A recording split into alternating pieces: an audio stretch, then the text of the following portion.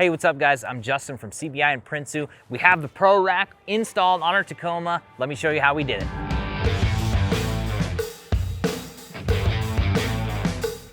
All right, so our first step is we're getting everything unpacked and kind of laid out, make sure we have all our parts and pieces. We're gonna have 2 different side rails and 4 different inner plates. They're gonna be a 2-piece with the front and the back.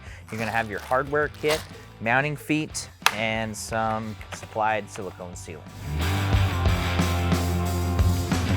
All right, once you tear open your hardware bag, you're gonna have several other bags. This one's gonna be for our wind deflector, so we'll set that aside for right now. This is gonna be used to install our mounting feet. We have our crossbar hardware, and it's gonna be our main mounting hardware to secure the rack to the vehicle. Also, we supply you with some Vibrotite. We're gonna use this on every bolt in this kit, so make sure you keep that close by. Next step is I'm gonna unpack the mounting foot hardware and the crossbar hardware, and we're gonna start prepping that for install.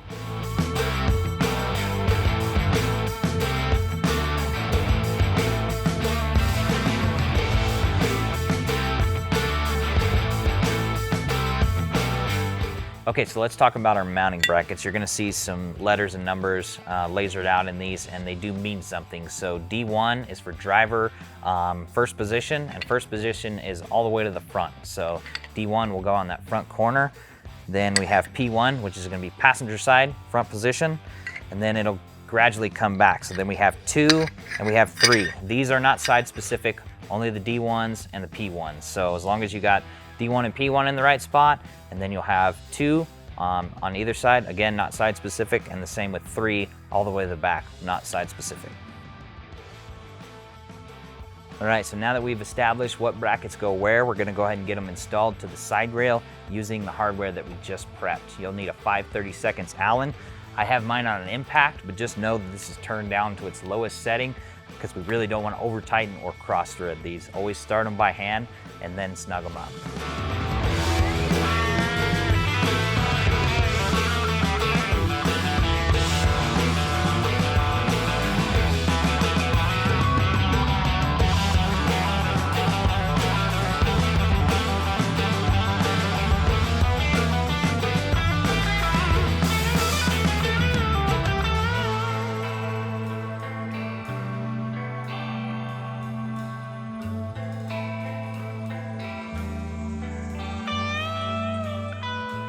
All right, so we got our mounting brackets installed. Now we're gonna install a couple crossbars. And the key to that is getting this inner plate in place, and then you're gonna run your bolts through the side of the outside rail and the inner rail and thread it into the crossbar. So we're just gonna install a few for now. We'll install the rest on the vehicle, but just make sure that you don't install one over a mounting foot, just because you're gonna need access to that area when it's on the vehicle.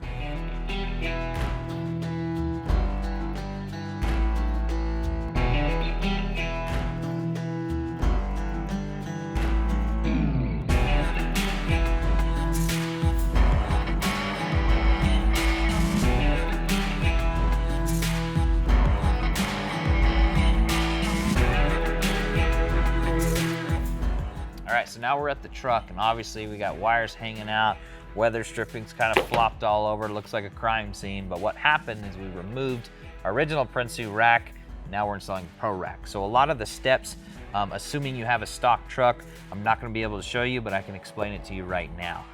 The weather stripping, you'll have to remove that, and there's 2 options. You can kind of cut the weather stripping around the mounting locations like we have here, or there's another process where you can line up the weather stripping with these mounting holes, mark where the mounting holes are, and drill a 7/8 hole. That'll be enough room for the spacer to come up through and insert your bolt down. It's a really clean look.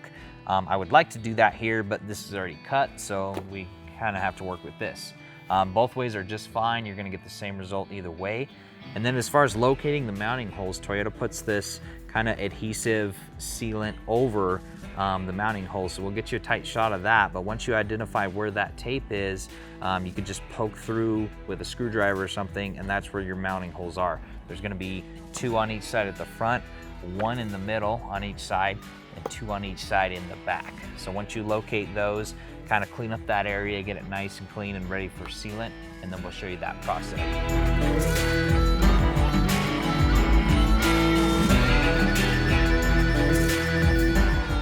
All right, so now we're gonna go ahead and seal everything and get our spacers in place and ready for the roof rack. So we're gonna take our included RTV silicone.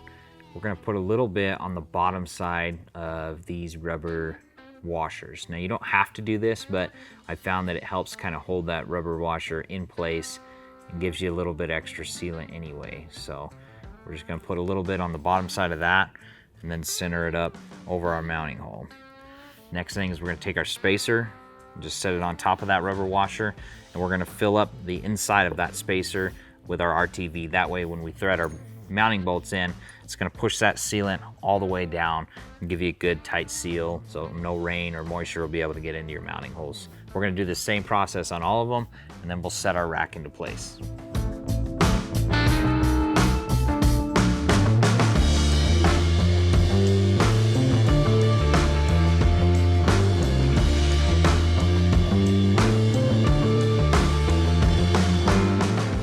So we got our rack set into place on top of our spacers. We're gonna go ahead and thread in all the bolts right now. Just get everything hand tight, don't tighten it down yet. Then we'll jump down, get it all squared away, make sure it looks straight on the vehicle, and then we'll come back and tighten everything down.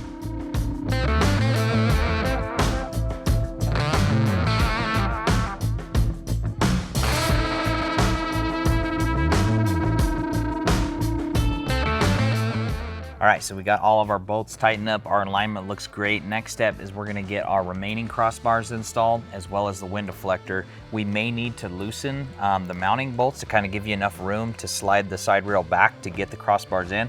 So we'll go ahead and do that and then get everything started by hand, and then we'll come back and tighten it all down. Okay, so now we're gonna assemble the wind deflector. So the process is really similar with all our different wind deflector options. This one is obviously the light pod wind deflector. So we have our lights mounted to this big bracket, but the wind deflector is still gonna assemble on this silver crossbar, the same on all of our options. So we're just gonna take these T-nuts and slide them into place. Make sure that you have the flush side facing up, and we're just gonna line them up with these bolts here on the wind deflector and use our supplied bolts to get that tightened down. This is our noise reducing trim. We'll also apply that to that leading edge, and then we'll get all this assembled on the vehicle.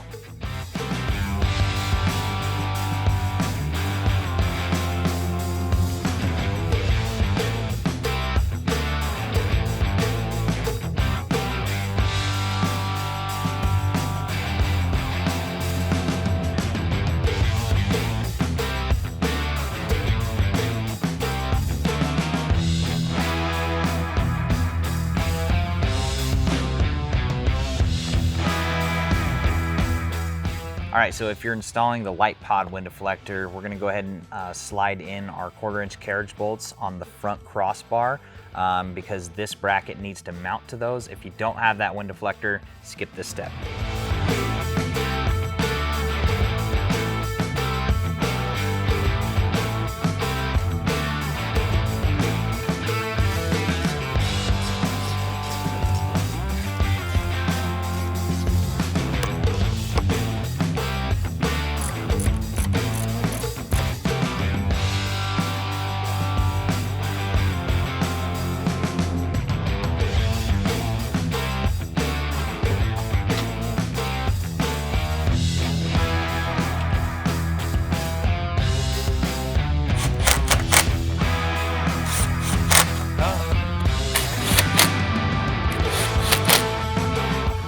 All right, guys, we got everything installed and it came out great. Thanks for watching, thanks for sticking with us, and as always, like and subscribe to see more videos like this.